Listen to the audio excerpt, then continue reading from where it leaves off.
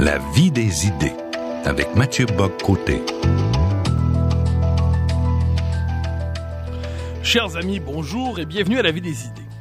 Le Parti québécois a longtemps été le véhicule historique et politique du projet souverainiste. C'était le grand accoucheur du peuple québécois, celui qui devait urgemment faire du Québec un pays. On cherchait alors naturellement le chef capable de faire aboutir ce projet, chef charismatique de préférence, capable de fendre l'histoire et lorsqu'elle va dans un mauvais sens, d'en renverser le courant. C'est ce qui avait conduit les membres du PQ en 2015 à faire le choix de Pierre-Karl Péladeau. On croyait avoir trouvé l'homme capable de ranimer un mouvement moribond et capable aussi de le conduire sur le chemin de la victoire. La démission toute récente de Pierre-Karl Péladeau, que plusieurs associaient donc à la dernière chance de l'indépendance à court terme, oblige le Parti québécois à se poser des questions difficiles. Est-il encore capable de mener le combat souverainiste? Quelle est la mission historique du souverainisme aujourd'hui? Tenir un référendum rapide, coûte que coûte, ou garder vivante l'idée d'indépendance dans un contexte historique qui lui est très défavorable? Comment rassembler les nationalistes dispersés dans les autres partis politiques?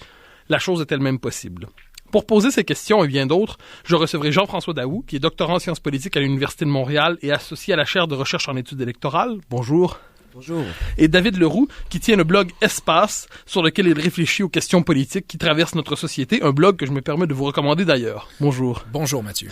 Alors, première question, donc je vous reçois aujourd'hui pour parler de cet enjeu qui relève à la fois de l'actualité, mais d'une certaine manière de l'histoire lourde du Québec. Je poserai la question à Jean-François Daoust. Que retenir du passage de Pierre-Karl Péladeau à la direction du Parti québécois? S'agit-il, comme vous l'avez suggéré, si j'ai bien compris, de l'échec de ce qu'on pourrait appeler l'indépendantisme de la dernière chance?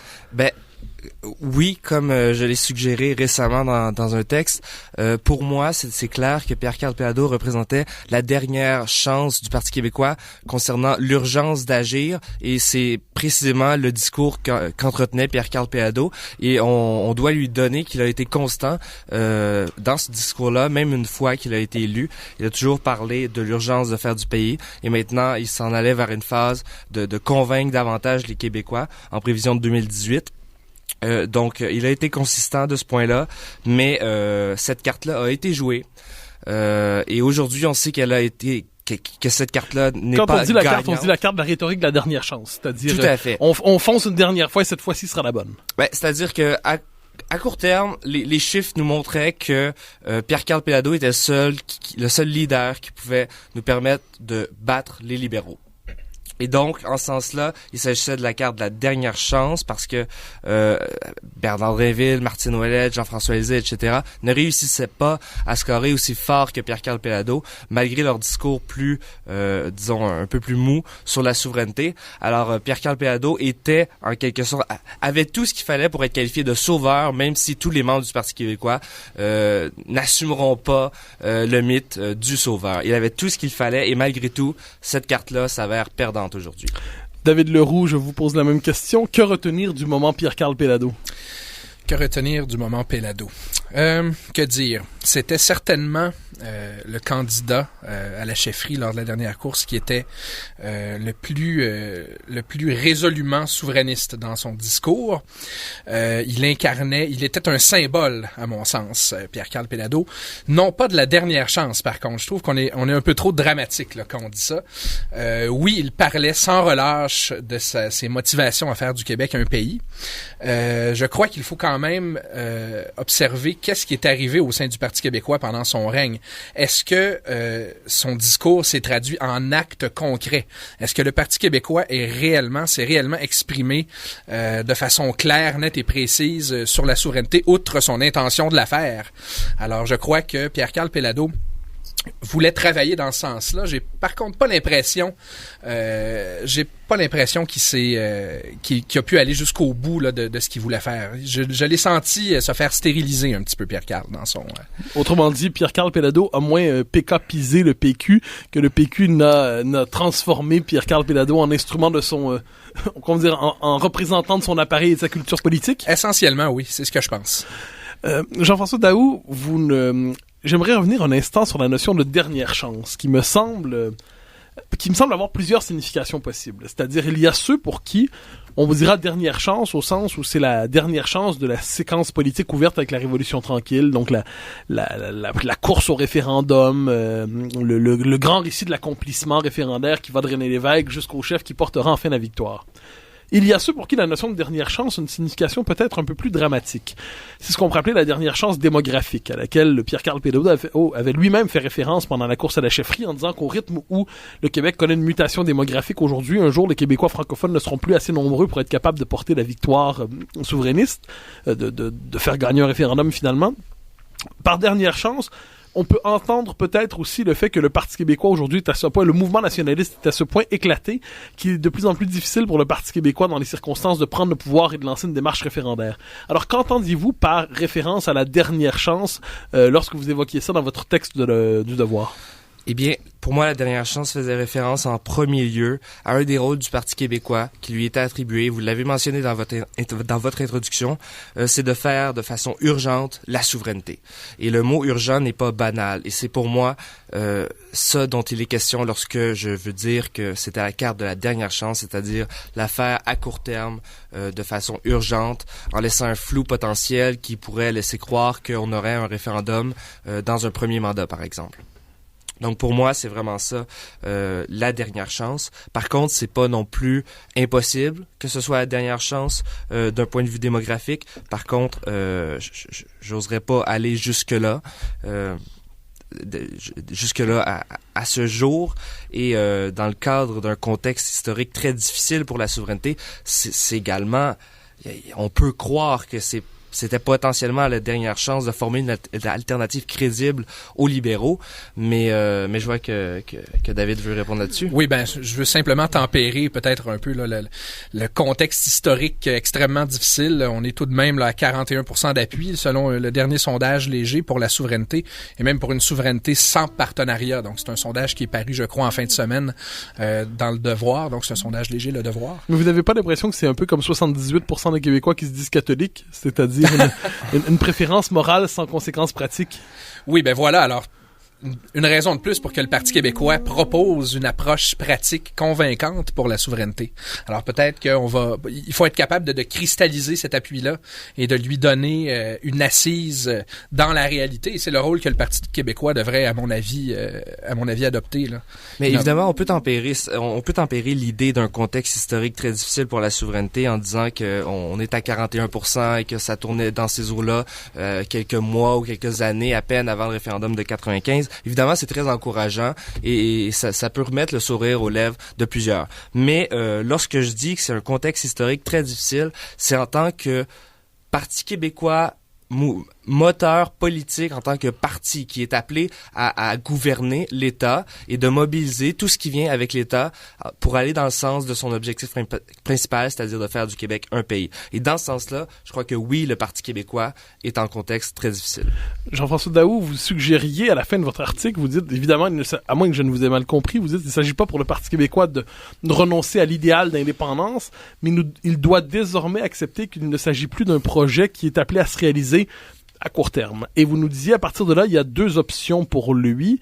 La première, c'est une forme de nationalisme autonomiste version CAQ, d'une certaine manière, ou se camper clairement à gauche, avec, je devine, une forme de nationalisme peut-être indéfinissable dans les circonstances. Alors, quelles sont pour vous, si j'ai bien compris, les deux options qui se présentent pour le Parti québécois dans les circonstances? Et je vous poserai aussi la question de David Leroux. Quelles sont, selon vous, les grandes options qui se posent dans le contexte qui s'ouvre? Mais Jean-François Daou d'abord. Bien, somme toute, vous avez très bien saisi. Premièrement, il y a la possibilité d'une espèce de nationalisme de droite, d'un point de vue identitaire, disons-le ainsi, grossièrement, mais également pragmatique au niveau économique, c'est-à-dire assez flexible, peut-être renier un petit peu la social-démocratie historique qui caractérise le Parti québécois pour plaire à une autre frange de la population et clairement se détacher de Québec solidaire.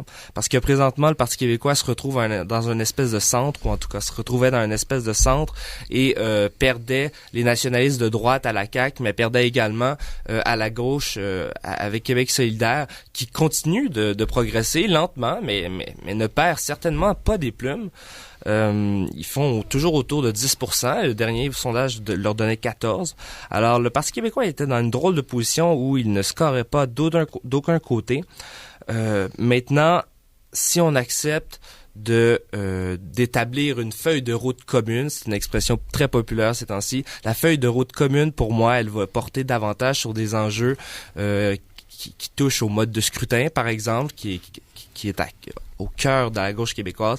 Le mode de scrutin, on a vu récemment comment ça peut faire gronder la gauche dès qu'on refuse de discuter d'une motion du salaire minimum à 15 $. Eh bien, le mode de scrutin, le salaire minimum à 15 $ de gauche, c'est tous des enjeux importants, mais qui vont faire en sorte que la souveraineté va être relayée au second plan et que la population va juger d'abord et avant tout, le parti ou la feuille de route commune ou une alliance, on ne sait pas trop pour l'instant, sur ces prises de position-là. J'aurais 2 questions néanmoins pour suivre.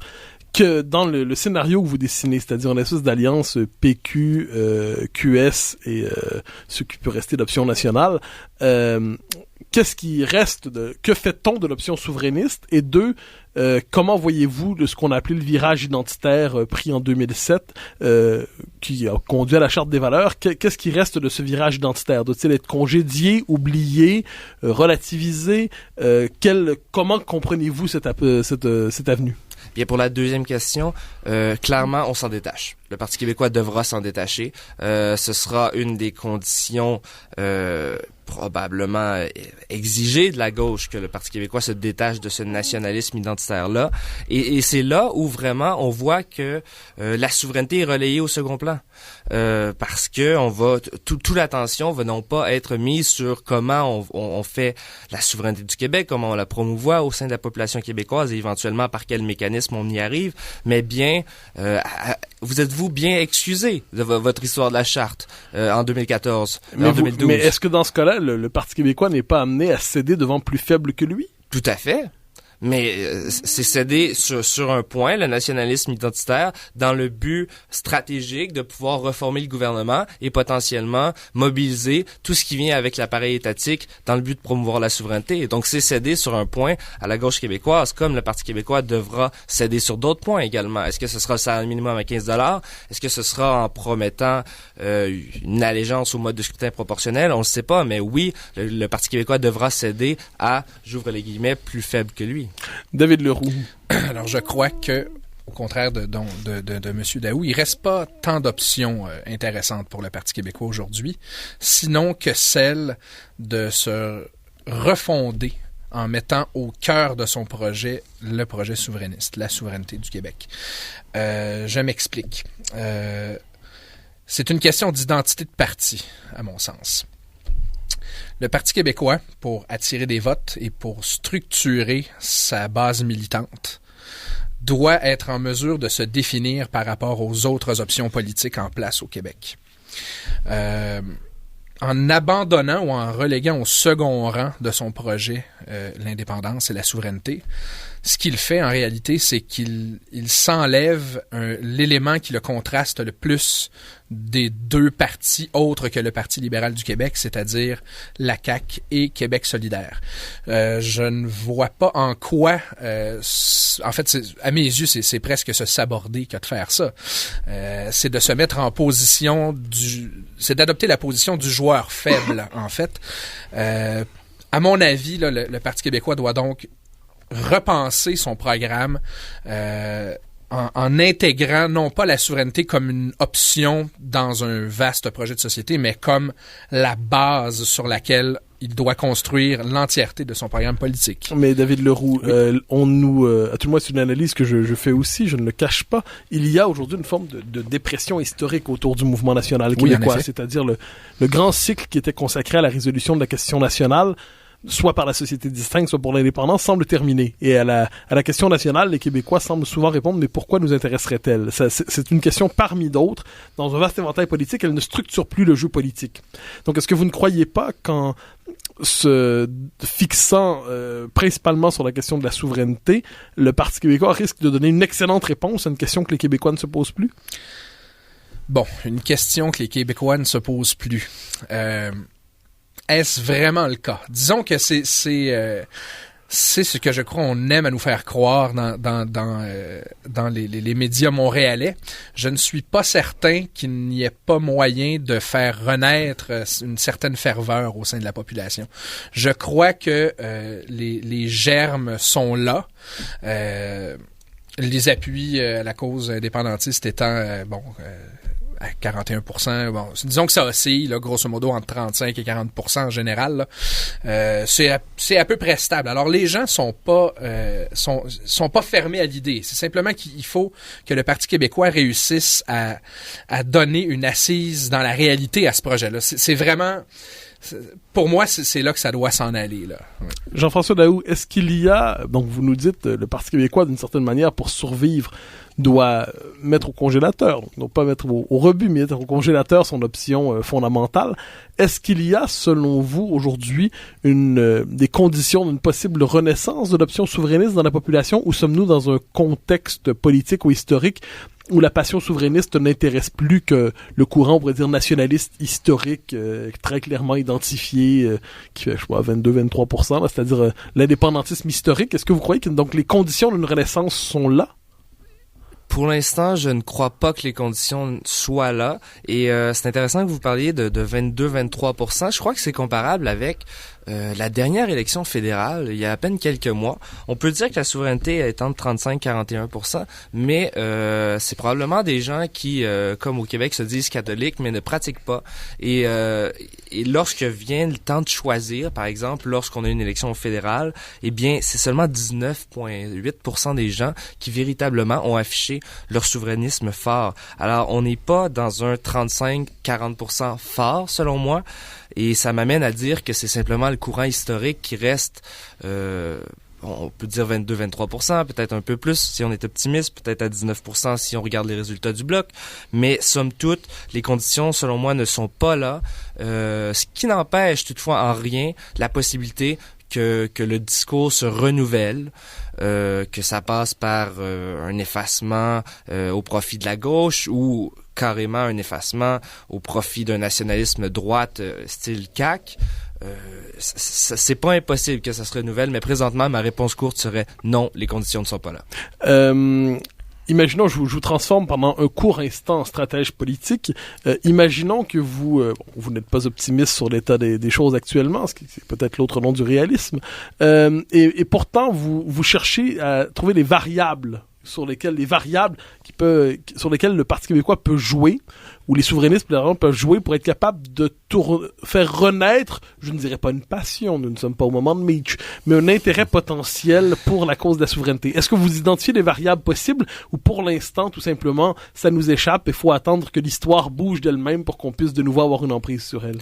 Bien, moi, je crois sincèrement que de montrer aux Québécois qu'un gouvernement ou qu'une coalition ou que des alliances souverainistes peuvent gouverner le Québec de manière crédible et en proposant une alternative, quelle qu'elle soit, de gauche, de droite, aux libéraux, ça va redonner confiance aux Québécois envers le véhicule politique ou les véhicules politiques de l'indépendance et ainsi peut-être qu'on va retrouver une certaine passion, une certaine crédibilité ou un certain engouement envers la question nationale. David Leroux, Jean-François Daoust avance quelque chose de très intéressant.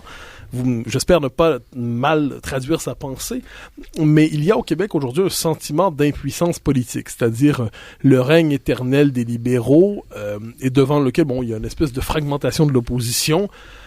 Et on a l'impression qu'on aura beau faire ce qu'on veut, les libéraux sont indélogeables. Et est-ce que la condition première, avant même, je dirais, d'un nouvel indépendantisme qui fonctionnerait à la fanfare, là, avec tambour et trompette, est-ce que la condition première, le première étape de tout, d'un nouvel étapisme, disons ça comme ça, ce ne serait pas d'être capable de déloger les libéraux simplement pour des raisons qui relèvent presque du salut public? C'est certain que en tant que parti politique, on ne peut pas espérer faire grand-chose sans prendre le pouvoir. Le problème que pose le fait que le Parti libéral du Québec semble être en voie de devenir le parti naturel de pouvoir au Québec, donc indélogeable, avec un bloc d'appui à peu près inérodable dans la population. Et tout ça par rapport au fait que les électeurs plus nationalistes se fragmentent entre la CAQ, Québec solidaire et le Parti québécois. Bon, c'est certain que c'est un problème et qu'il faut y voir absolument. Il faut, pour ce faire, effectivement, arriver à une forme de coalition. C'est extrêmement important là, de converger. Par contre, je crois que ce genre de coalition-là, plus on en parle, moins on la fait. Il faut la faire. En fait, il faut simplement se poser comme joueur politique suffisamment attirant pour que les forces se mettent à graviter autour de nous. Et ce que le Parti québécois risque de faire s'il met la convergence et le besoin de se coaliser pour prendre le pouvoir au cœur de sa démarche, ce qu'il fait en réalité, c'est qu'il se met, je reviens à mon expression, il se met en position de joueur faible à la table de négociation. À toujours dire coalition. Exactement. Il avoue qu'il n'est pas capable de prendre le pouvoir par lui-même. Exactement, parce que si on regarde la scène telle qu'elle est actuellement, là, Québec solidaire ont quelque chose à gagner hors coalition en 2018. Ils peuvent, un député de plus pour Québec solidaire, c'est une victoire pour eux. Alors, ils n'ont pas besoin du Parti québécois pour faire ça. Pareil pour la CAQ. Hein. La CAQ peut devenir opposition officielle en 2018.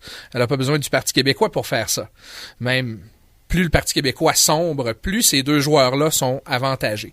Alors, si le PQ arrive avec le discours comme quoi on doit absolument se rassembler pour prendre le pouvoir, pour déloger les libéraux, et qu'il se fie sur la bonne volonté des autres joueurs politiques, alors là, moi, c'est là que je vois le réalisme, justement, politique qui entre en jeu. Je vois pas comment on peut en sortir gagnant de ça. Les autres joueurs vont tous les deux soit refuser toute coalition jusqu'à la dernière minute et accepter de se coaliser à disons 1 ou 2 mois des prochaines élections, soit nous faire plier et nous faire plier là, à leur moindre volonté. Donc, à ce moment-là, le Parti québécois se désincarne et se dénature. Je vois vraiment pas l'intérêt. Je vois pas comment on signe notre arrêt de mort si on fait ça. Jean-François Daoust. Alors, pour moi, de dire le mot coalition et donc d'affirmer qu'on n'est pas capable de gouverner toute seule, pour moi, c'est pas de s'affirmer comme étant un joueur faible, c'est du réalisme politique. Là, c'est un terme qui est peut-être galvaudé ces temps-ci, le réalisme politique,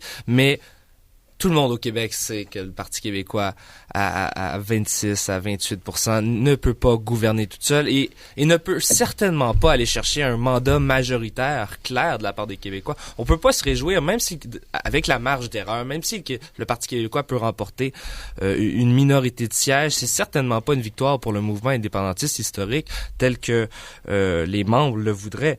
Mais donc de parler de coalition, autant, ça n'a jamais été fait, et de jouer le joueur faible, en guillemets, et de concéder des éléments, comme par exemple de tenir des consultations sur le mode de scrutin, ça n'a jamais été fait aussi ouvertement avec Québec solidaire. Et donc, cette fois-ci, ce qu'il y a de nouveau, c'est que c'est Québec solidaire qui va avoir le fardeau de dire à ses membres, nous avons dit non à une coalition, malgré le fait que publiquement, le Parti québécois nous a proposé une réforme du mode de scrutin. Ils nous ont dit qu'ils étaient très ouverts à parler d'augmentation du salaire minimum, parler de logement social, de proposer une nouvelle vision en éducation, etc. Et voici pourquoi on a refusé la coalition. Alors, pour la première fois, Québec solidaire aurait ce fardeau-là devant ses membres.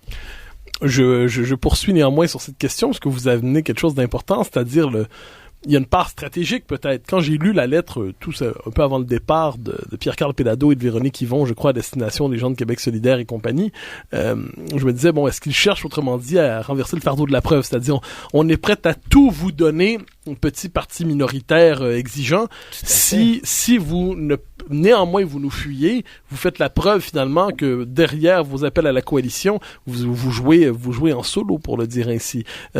Donc vous voyez qu'il y a une part stratégique dans cette posture pour le Parti québécois? Il y a une part stratégique, évidemment. C'est de la politique. Il y a une part stratégique. Et dans ce cas-ci, si Québec solidaire refuse face à une telle ouverture du Parti québécois, eh bien, moi, j'estime que certains électeurs de Québec solidaire vont être très déçus, notamment les souverainistes de Québec solidaire.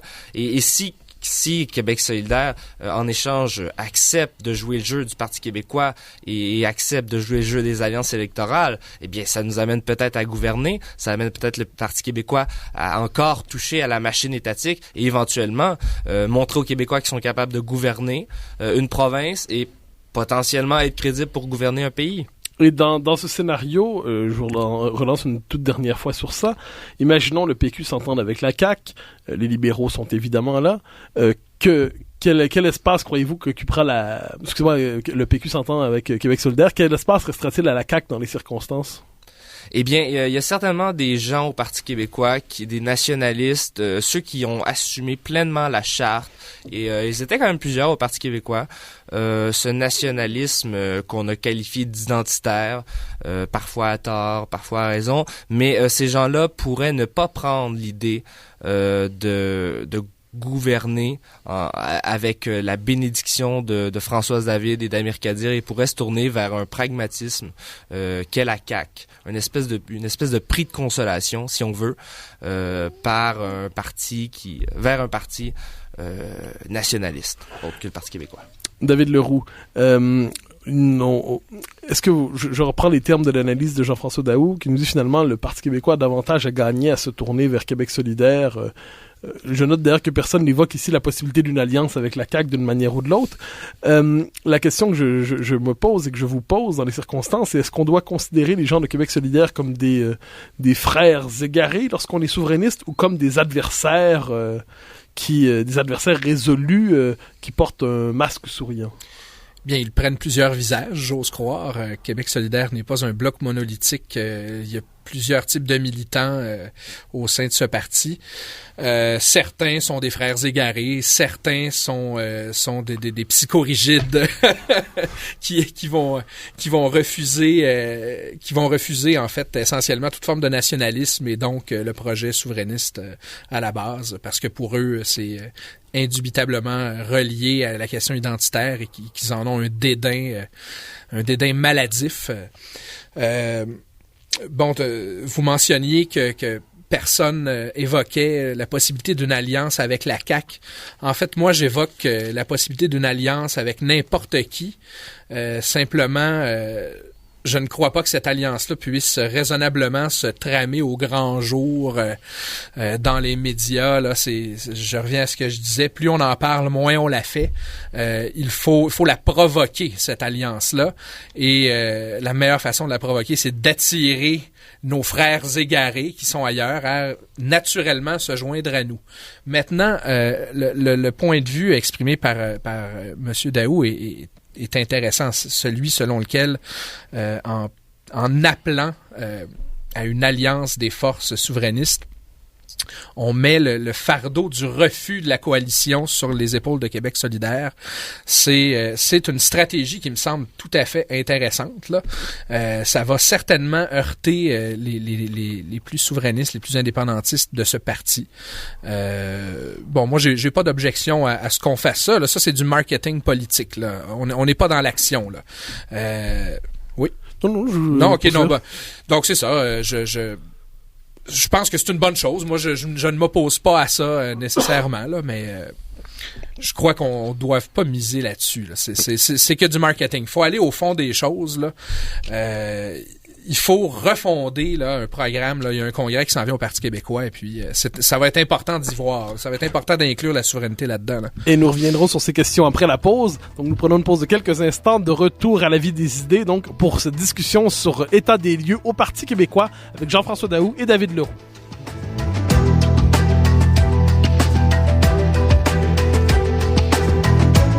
Radio VM.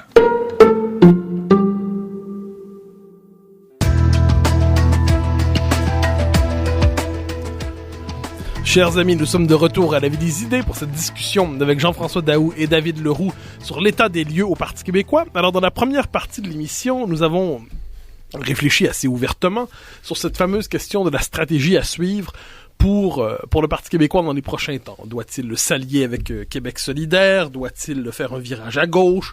Doit-il mettre de l'avant son option indépendantiste? Peut-il faire autrement d'ailleurs? Et quel est l'état des lieux du projet souverainiste au Québec? Dans la deuxième partie, j'aimerais que nous parlions un peu des enjeux programmatiques autour desquels peuvent se recomposer une offre politique nationaliste ou souverainiste au Québec. C'est-à-dire, les deux termes ne se confondent pas mais ne sont pas étrangers, mais comment peut se recomposer cette offre politique? Et je poserai d'abord sur la question que nous avons effleuré un peu, la fameuse question identitaire. Alors, quel bilan, Jean-François Daou, quel bilan faites-vous de ce virage identitaire enclenchant en 2007 jusqu'à aujourd'hui, qui consistait pour le Parti québécois à revenir avec son nationalisme pré-95 d'une certaine manière? Quel bilan faites-vous de cette stratégie identitaire et croyez-vous qu'elle demeure aujourd'hui un élément positif pour le mouvement souverainiste? L'aspect identitaire, pour moi, n'a pas été l'élément qui a coulé le Parti québécois, comme certains l'ont dit. Bon, après, c'est normal que certains députés, certains candidats potentiels à la chefferie prennent leur distance par rapport à ce qui a été fait. On veut se détacher un peu du passé lorsqu'on veut amener du renouveau. Mais pour moi, ça n'a pas été ça qui a coulé le Parti québécois. Donc, la question identitaire était au cœur du programme et pour moi n'a pas été si bénéfique que ça, mais n'a pas été non plus si désastreuse. Par contre, ce que je remarque, c'est qu'elle n'a pas bénéficié tant que ça à un parti auquel on aurait pu s'attendre, et c'est la défunte... vous avez parlé de 2007 jusqu'à 2015, mais durant cette période-là... disons, à post-ADQ, la CAQ n'a pas su bénéficier, n'a pas repris le flambeau de l'ADQ et de Mario Dumont. Vous trouvez?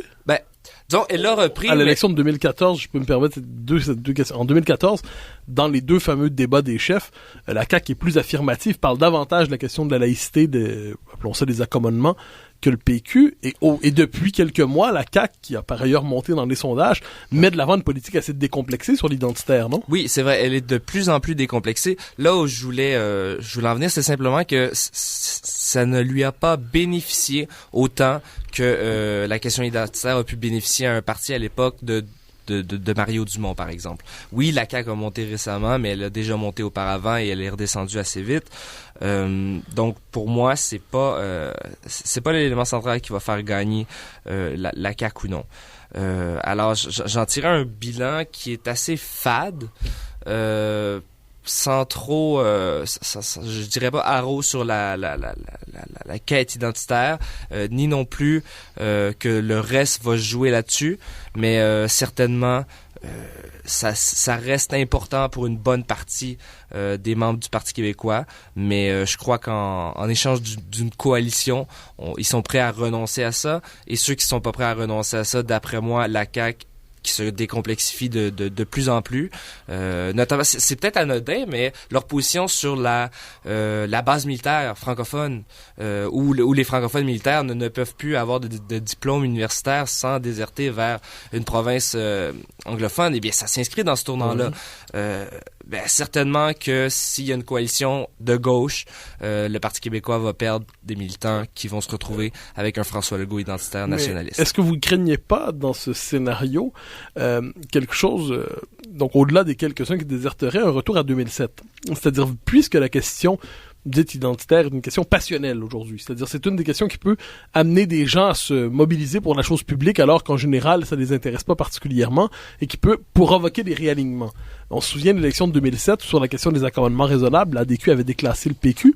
Est-ce qu'on ne peut pas craindre que dans un scénario où le Parti québécois n'est pas capable de porter son projet souverainiste véritablement, donc et où le marqueur identitaire devient le marqueur du nationalisme, donc ce qui distingue un nationaliste aujourd'hui, c'est pas celui qui va faire l'indépendance demain, mais celui qui défend la majorité francophone d'une manière ou de l'autre.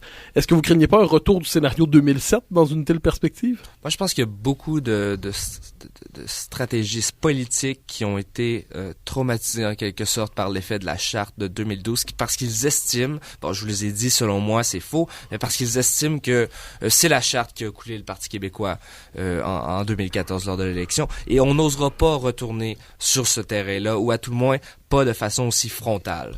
David Leroux. Alors, cette question identitaire, qui évidemment ne se résume pas à un seul aspect, hein, elle a une formulation plus traditionnelle, c'est le nationalisme linguistique, une formulation plus contemporaine dans les débats liés au multiculturalisme, c'est les questions de laïcité, d'intégration, d'accommodement raisonnable, mais donc le Parti québécois, depuis quelques années, avait cherché à se réapproprier ça. Là, il y a la tentation manifeste parmi les candidats déclarés à la chefferie de laisser de côté un peu cet enjeu. Que retenez-vous de ce virage identitaire?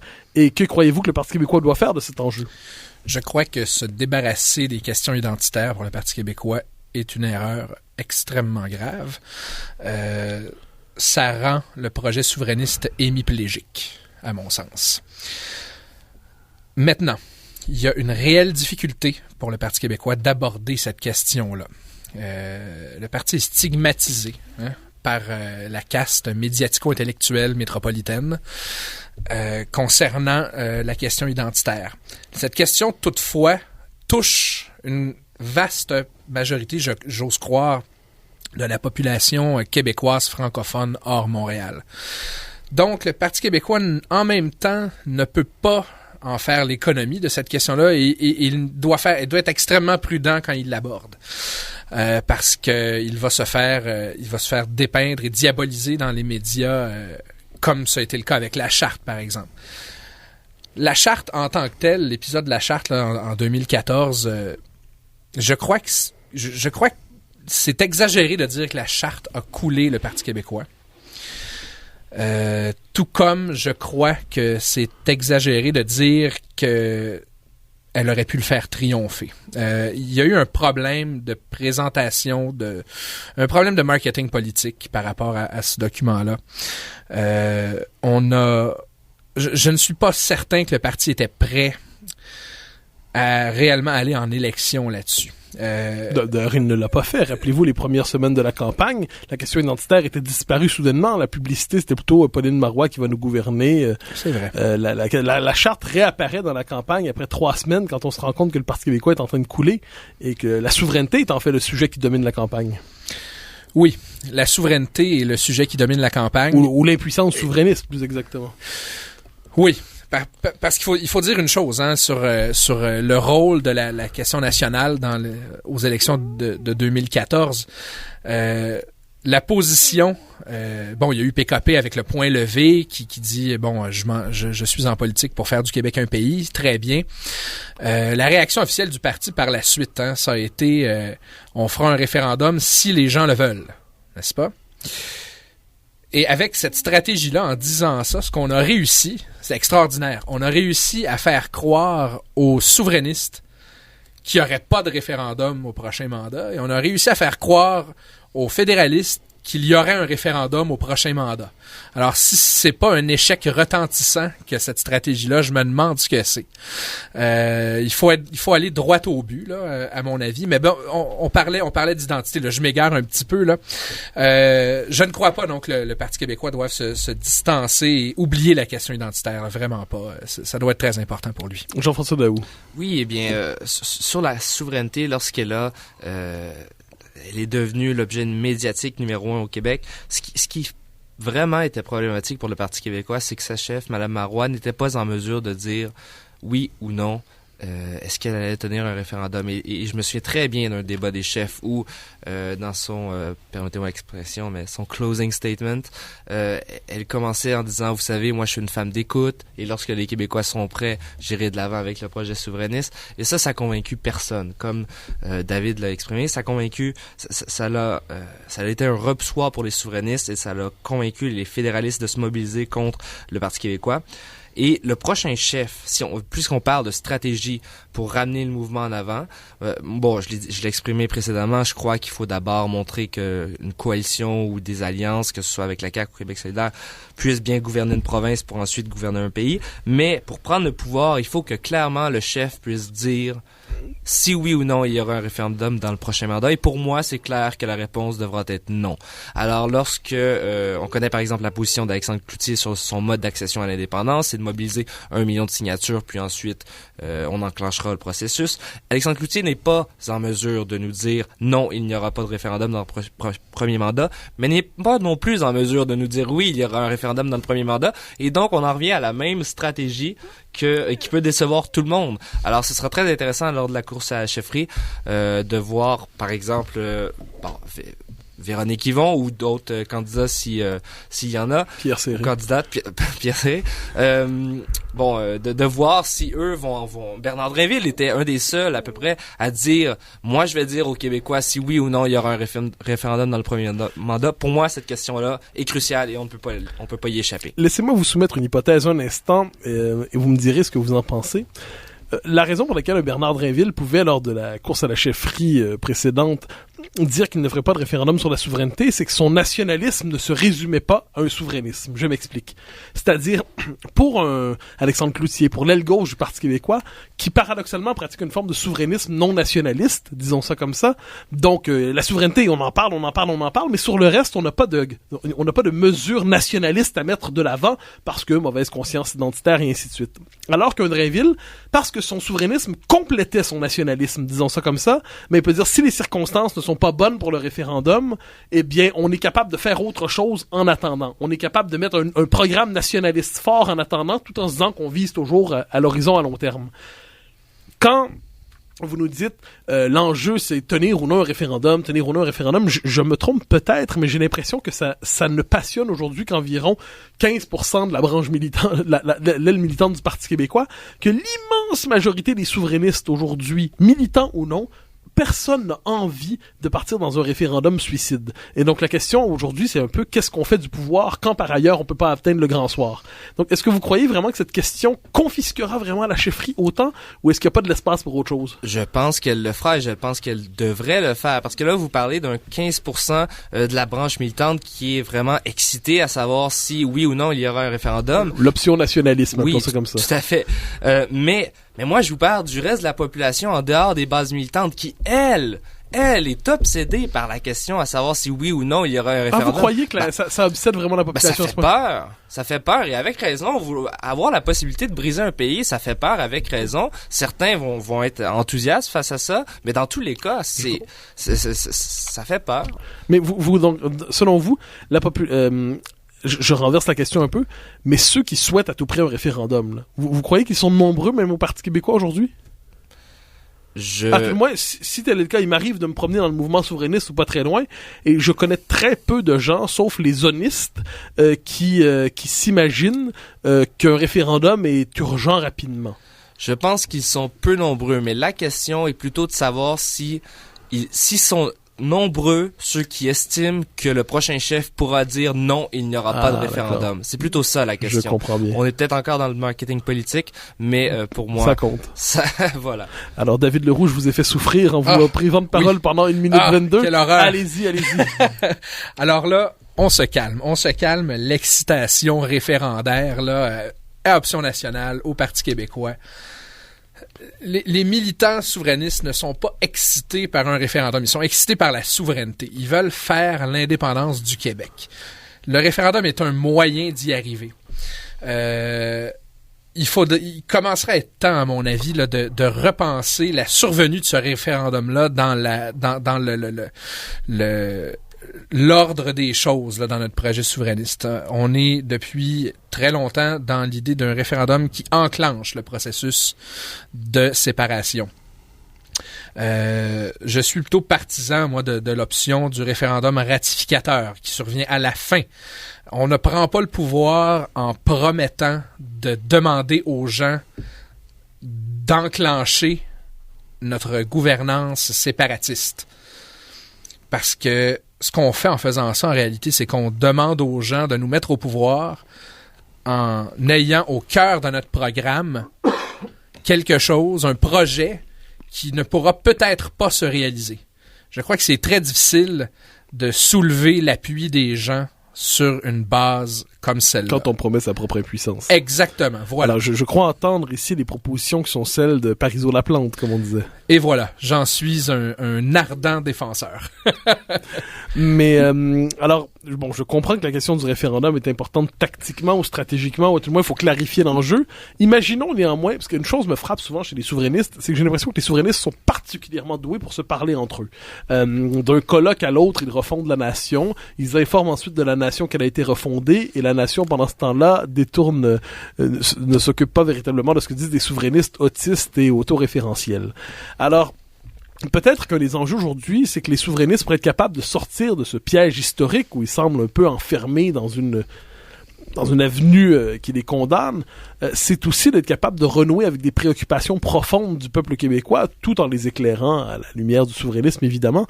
Jean-François Daoust, quels sont les thèmes, selon vous, autour desquels, au-delà de l'alliance stratégique entre PQ, QS, ON, etc., quels sont les thèmes autour desquels une offre politique, appelons ça nationaliste, peut se bâtir aujourd'hui et serait porteuse pour ceux qui décideraient de s'en réclamer? Mais je dirais qu'il y a un vide depuis quelques années au niveau de la protection du français. On a vu certains mouvements. Bon, évidemment, il y a le mouvement Montréal français. La Société Saint-Jean-Baptiste s'en occupe également. Mais je crois qu'il y a un vide. J'ai rarement vu ces dernières années un politicien.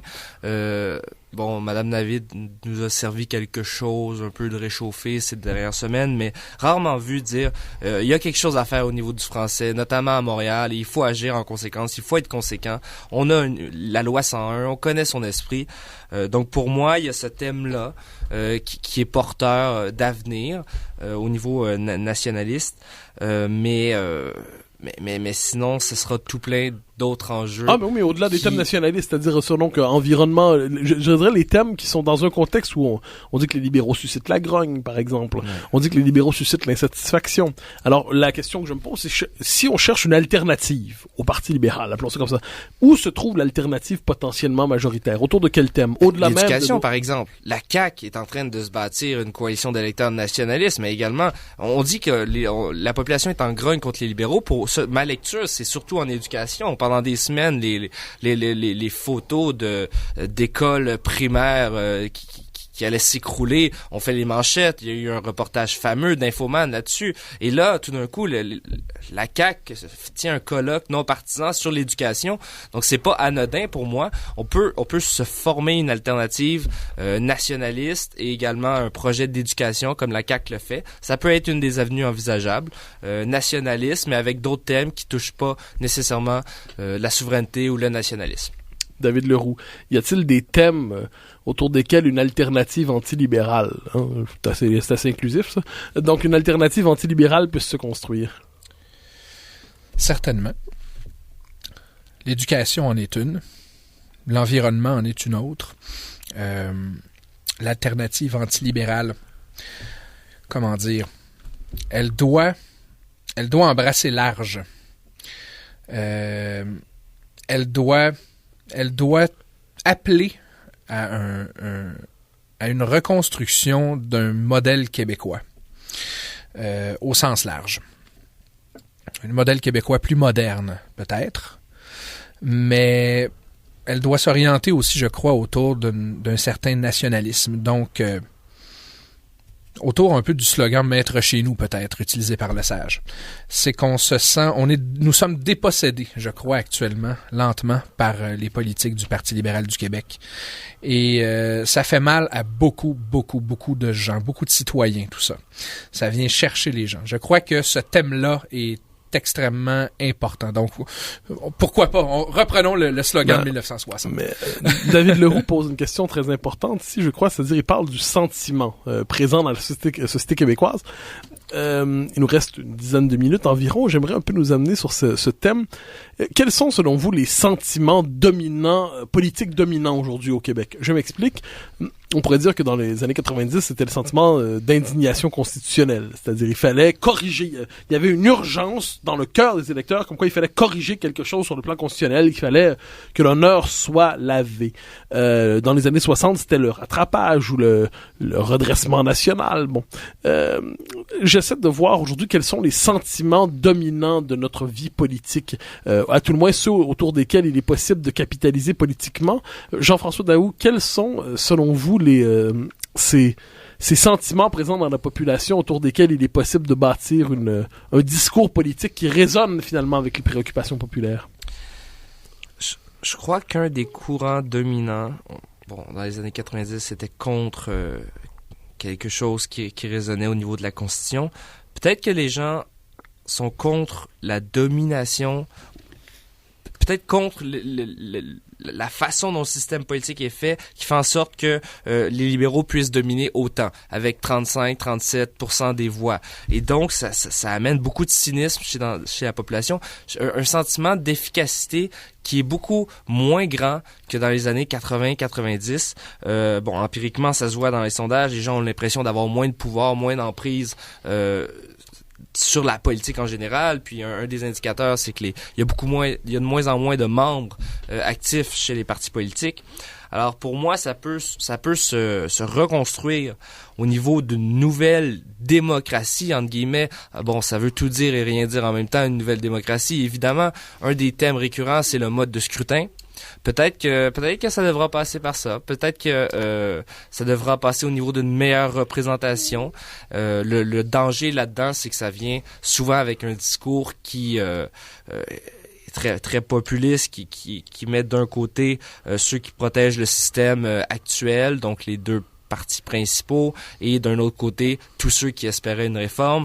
Il y a un glissement qui peut s'opérer là, mais je pense que au niveau d'une meilleure démocratie ou d'une démocratie nouvelle, un sentiment d'impuissance démocratique. Tout à fait, un sentiment d'impuissance démocratique mais pour l'instant, je vois pas comment s'articule la réponse face à ça, sinon que par des réponses traditionnelles, c'est-à-dire prenons position pour une proportionnelle, adoptons des référendums d'initiative populaire.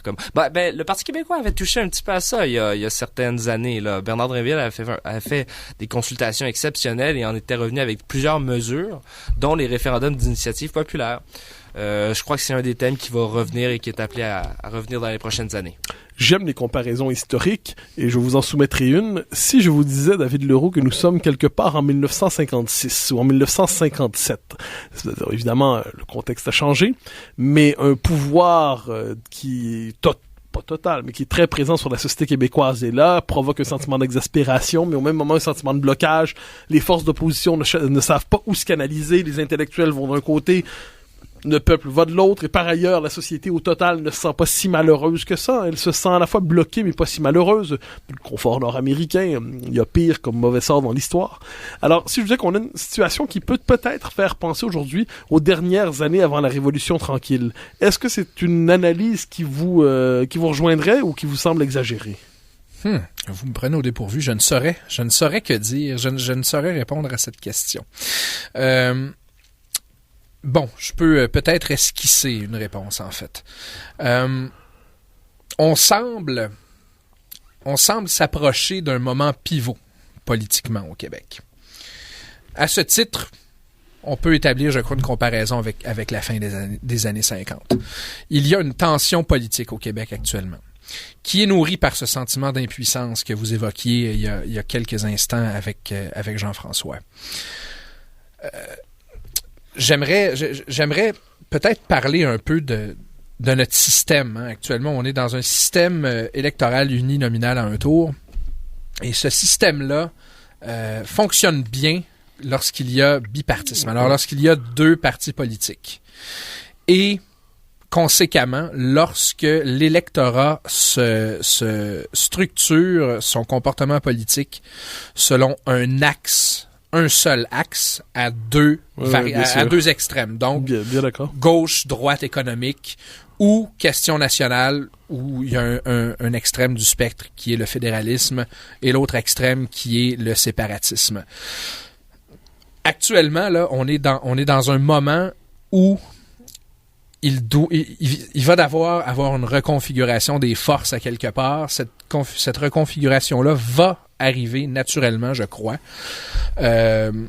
Parce que nous avons d'une part l'axe gauche-droite sur la scène politique québécoise là, qui est incarné par, à la droite, on a Québec solidaire, on a un peu le Parti libéral, et on a l'axe de la question nationale. Donc, on a maintenant deux axes, là, on a toujours le même système. J'en ajouterai un troisième. Ouais. Il y a l'axe gauche-droite, l'axe souverainiste fédéraliste et l'axe identitaire multiculturaliste.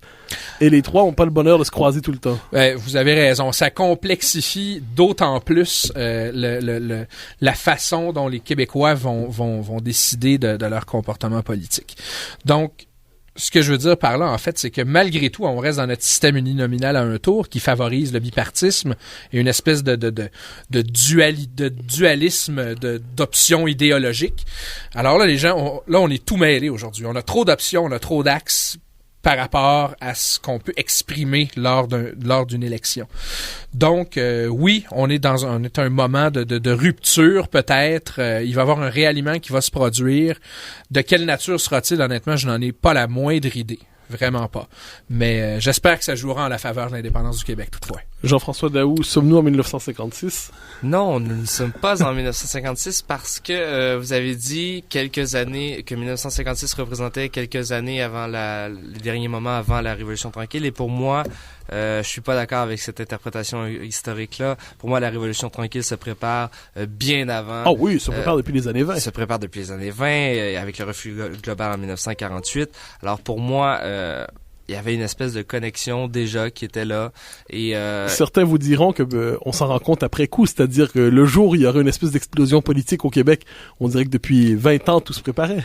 Oui, certainement. Ça veut pas dire que c'est pas parce que c'est ad hoc que c'est une mauvaise explication non plus.